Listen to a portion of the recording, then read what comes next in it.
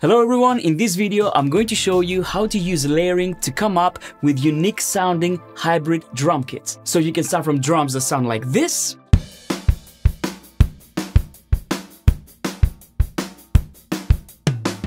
and turn them into a hybrid kit that sounds like this.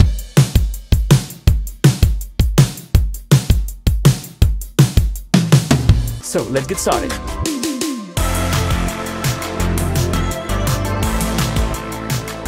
So the techniques that I'm going to show you in this video can apply to cases where you have an acoustic drum kit and you want to create a more modern sound. For example, if you're trying to create a synthwave track, or if you're trying to get a more modern arrangement, but they could also be useful when you're trying to layer sounds for rock music or for metal music, where you want a really big snare and kick sound, for example. So let me show you what I have here. Let's have a listen to this acoustic drum kit and let's see how we can transform this.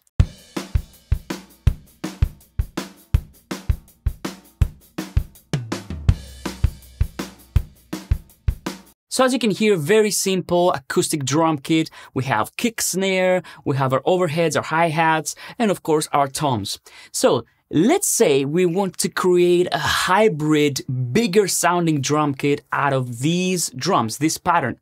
So how can we do this? What I'm going to use is a combination of sampler track instruments and groove agent. So let me show you the technique that I'm using. So I have my kick drum right here, and what I'm going to do is I'm going to double click on it. And as you can see, it's quite dynamic, so some hits are louder than others. Now, what I want to do is I want to create a MIDI track for this kick drum. And in order to do this in Cubase, it's actually super simple. All you need to do is go to your hit points tab right here in the inspector, and then we can adjust the threshold so we make sure that all the hits are taken into account. And there's a hit point for every kick drum hit. And this is all I need to do. Next, what I want to do is I want to go to the Create section and click MIDI notes. Now, here's where things are really important. We have many options right here. We can have fixed velocity or dynamic velocity. So dynamic velocity means that it will take the loudness of each kick drum into account, and it will create a MIDI track with the corresponding velocity. Now, in this case, because I'm going to layer this with an electronic kick drum, I don't want this to be taken into account. I want the sample to always play at the same velocity so that I can get a beefy sound. But I will still have my acoustic kick drum there to give me the sense of dynamics. So in this case, I'm going to go for fixed velocity. I'm going to go for 100. And then for pitch, I'm going to go for C1, because this is where kick drums tend to be for the GM protocol. And in this case, I'm going to select new MIDI track. So I'm going to hit OK. And as you can see, we've just created our kick drum MIDI right here. Now, of course, this MIDI track doesn't have any instrument to play with, but this is what we're going to create right now. So what I'm going to do now is I'm going to go here to my media bay and start selecting some samples. In this case, because I want this drum kit to obtain a synthwave sound, I'm going to go to one of the libraries that we have here in media bay, and this is the Nightcall. And I'm going to search for kick drums. So I can go through my kick drums here. And in this case, I think I'm going to go for a kind of low-end kick drum. This Kick 02 sounds really nice. So what I'm going to do here is I'm going to right-click on this and create a sampler track from this kick drum. So there we go. Now we have a sampler track with this kick drum. And now what I want to do is I want to take this MIDI that we just created, and I'm going to just drag it here on this sampler track. Very, very simple. Now, if I play it back and I solo it, you will hear that it plays with the same pattern, but the pitch is not right. So what do we need to do? Remember when we created the MIDI track, I made sure that it was on C1. So in this case, I'm going to go to my root key here in the sampler track and select C1. And now we're going to get the proper sample.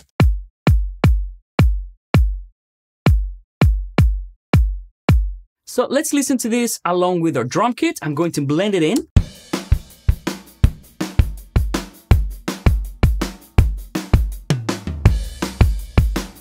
And as you can see, this already beefs up our acoustic kick drum. Now, what I'm going to do is I'm going to rename it and call it kick body. And then I'm going to just add another kick drum. So what I'm going to do now is I'm going to go through some more. And I'm looking for a pointy kick drum, something that will give us a little bit more attack, okay? And will probably give us a little bit of a lean drum kind of sound. So I'm going to take this one and I'm going to do exactly the same thing. I'm going to create a sampler track. I'm going to make sure that the root key is C1. And now I'm going to copy this right here on the second sampler track that we just created. And I'm going to call this kick attack. And I'm going to start blending this in.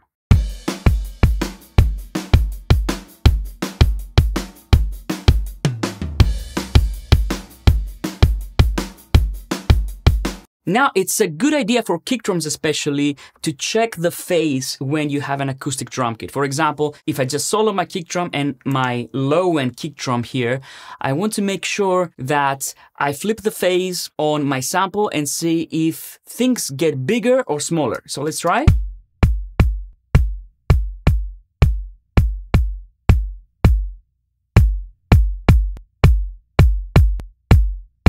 I think I prefer the phase as it is. So what I'm going to do though is I'm going to add a high cut filter to this body kick drum, right? Because I want this kick drum to contribute to the low end only. I don't want to flam with the top end of my original kick drum. So let's do this.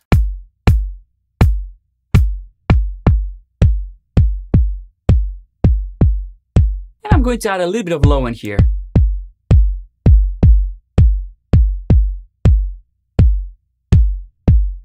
Now let's go for my second kick drum. And in this case, I'm going to do the exact opposite. So I'm going to filter this. I'm going to add some top end.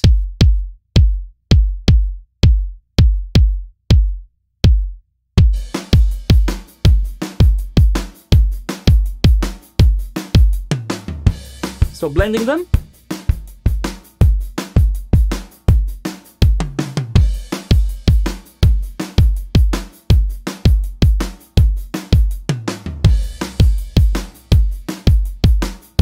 And actually, I like this kick drum's phase flipped. It gives me a little bit more attack. Yeah, better. Right, now let's go to the snares. I'm going to create a nice hybrid snare now. So I'm going to go and search for some snares here. And I'm going to start with a snare that will add more body to my original snare. And I think this one is a really nice one. So I'm going to create a sampler track now. So there we go. We have our low snare. And this one, because it's a snare, I'm going to go for D1 as my root note. Now I'm going to do the exact same thing with the snare. So I'm going to go here and go to hit points and everything looks fine. I'm going to create MIDI notes and I'm going to make sure that they are on D1. Fixed velocity. I don't really need this snare to have dynamics. And I'm going to select first selected track because I have already selected my low snare. So there we go. And here we go. Now we should have our snare along with our original snare. And I'm going to blend it in.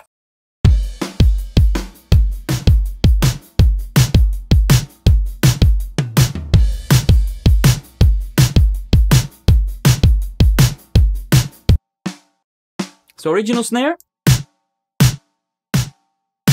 Now for this one, again, I'm going to want just the low end. I want the thump. I don't want the top end that we have in this snare. So I'm going to go here and just filter it.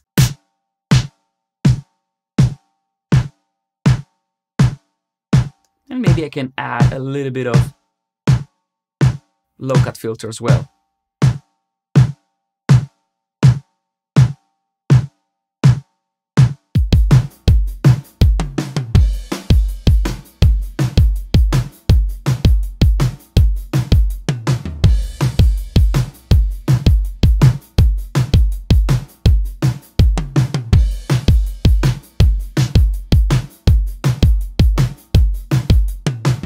Now I want to layer a big long snare. So what I'm going to do is I'm going to take this sample here and I'm going to create a sampler track again. Again, add it to the correct root key. And I like the sampler track because this gives me a lot of control to the samples very, very quickly. So now I'm going to just copy this snare part here and I'm going to start blending this sample in.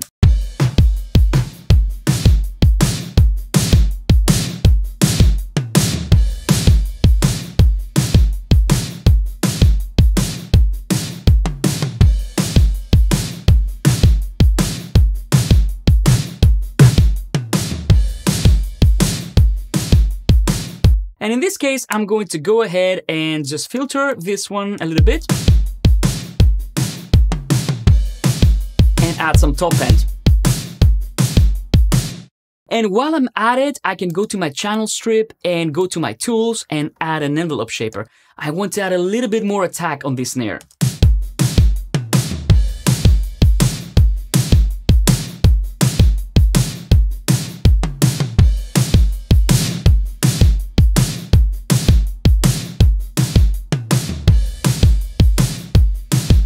Okay, let's do the same thing for the hi-hat. I'm going to go to my hi-hats, select a nice hi-hat, MIDI notes, and for the hi-hat, a very typical note is F#1. Now, the great thing is I can modulate the panning on the sampler track, so I can go right here and start modulating the panning a little bit.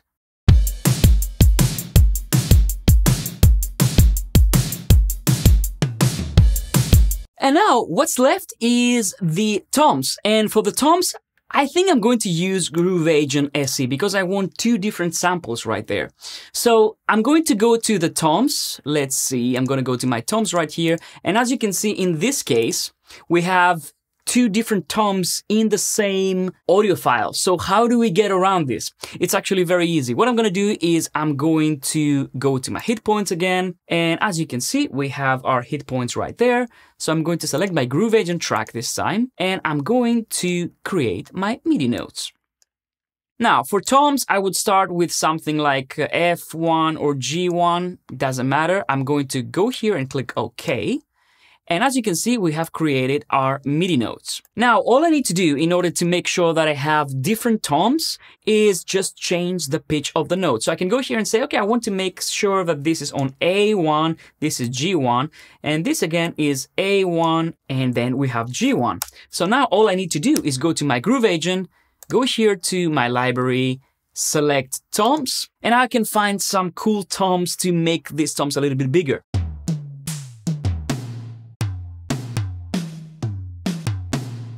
So let's say I want to drop this tom 4 on G1, and maybe this one, it's higher, let's add it on A1. And now let's listen to how they sound. Now the great thing in Groove Agent SE is that I can pan every individual pad, and you can do actually the same thing with the sampler track, but with the sampler tracks we're only using one sample. So I'm going to go to A1, and make sure that I pan this to the right, and then this one, I can pan this to the left. And now let's see how they sound. And you know what? I think I could use one more snare layer, so I can go here and create a sampler track with this sample here. I'm going to make sure it's on D2, and I'm going to copy my snare MIDI like this. And let's see how that sounds.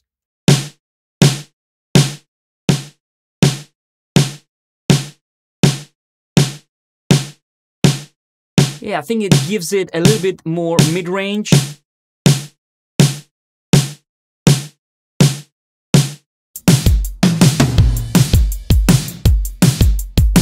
So now I'm going to start blending all these samples with our acoustic drum kit, and let's see what sound we can come up with.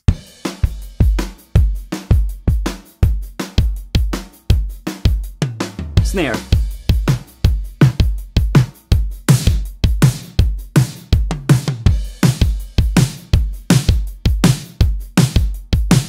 Hi-hat, a little bit of movement there, and toms.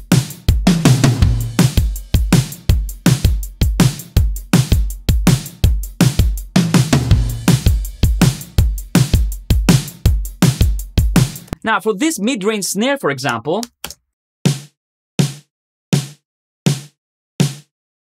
I might want to add a little bit more sustain to it. So maybe I want to add a Roomworks reverb and just add a tiny bit of reverb.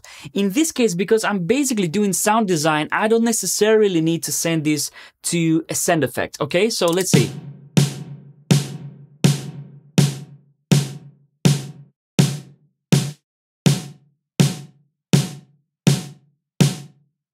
Yeah, I want to make it a little bit more 3D.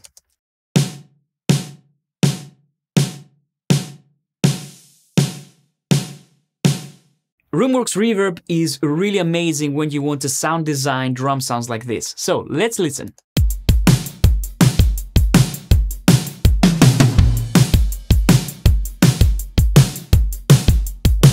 And again, flipping the phase works better.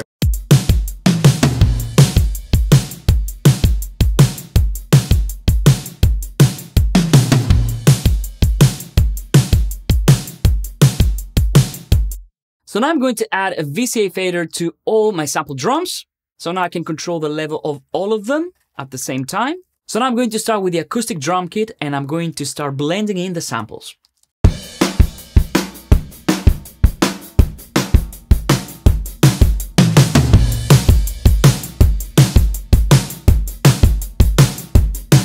So I can have less or a bit more.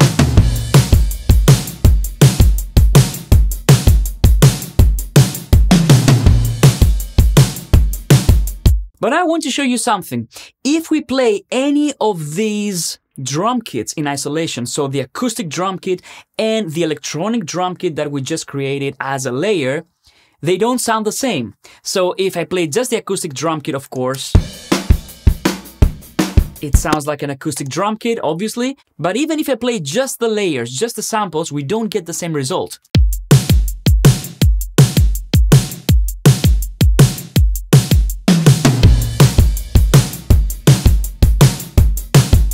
Just samples.